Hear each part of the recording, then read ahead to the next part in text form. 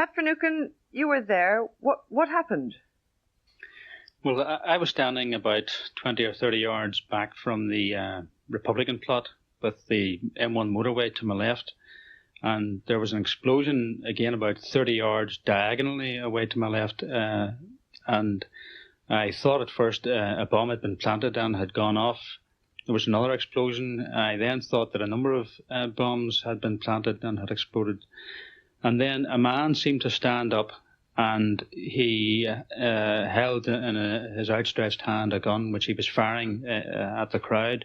He fired about 5 shots, then moved back and fired about 2 more shots.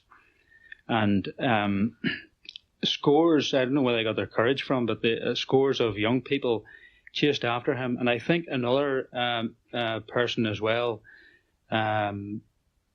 was there and was chased in a different direction down the graveyard towards the M1. The first man who was noticed and who was closer to the Republican plot ran along a wire fence on his own, stopping from time to time to shoot at the pursuers and also to lob more grenades. So there were 2 men. And what happened to the second one? I don't know. I didn't see the white transit van that has been talked about, which sped off on the M1 motorway and which apparently had been there for quite some time. Presumably this other person reached the van and got away. Well, was there any expectation among the people who were at the funeral that anything like this was going to happen? I mean, the police weren't there. No, I don't think that was expected at all. I believe some security precautions were taken, and in fact there was a roped-off area back from the Republican plot. There may have been more people in the immediate vicinity of where the first 2 or 3 grenades were thrown if that hadn't been done. Were you frightened?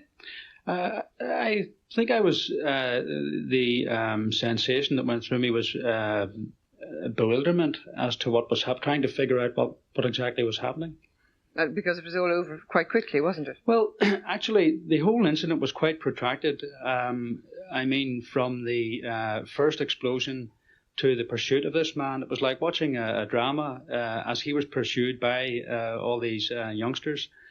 And he was quite a calm individual, and all his actions displayed a kind of composure, even training, even in the way that he fired, held out his hand and fired at people, and in the way that he lobbed grenades. And it was a drama that went on for it seemed quite a while, and I think it was maybe 15 minutes before any Land Rovers arrived at all. There was a British Army helicopter in the air right above it.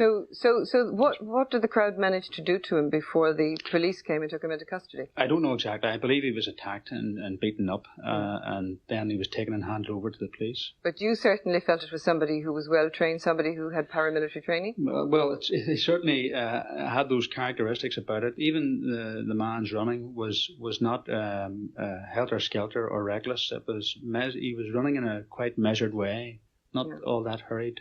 Didn't want to fall, you know.